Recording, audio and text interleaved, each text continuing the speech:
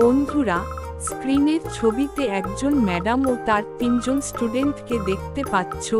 তারা ক্লাস করার সময় তাদের মধ্যে থেকে কেউ একজন কাগজের প্লেনটি ম্যাডামের দিকে ছুঁড়ে মেরেছে।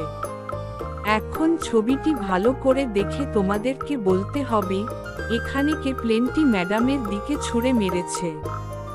যারা সঠিক উত্তরটি গেস করতে পেরেছ, সবার আগে কমেন্ট করে জানিয়ে দাও, আর তার জন্য তোমরা পাবে মাত্র 10 সেকেন্ড সময়। 10, 9, 8, 7, 6, 5, 4, 3, 2, 1. কি বন্ধুরা, সঠিক উত্তরটি গেস করতে পারলে? যারা সঠিক উত্তরটি গেস করতে পেরেছ, তারা ভিডিওতে লাইক করে দিও এবং চ্যানেলটি সাবস্ক্রাইব করে রেখো।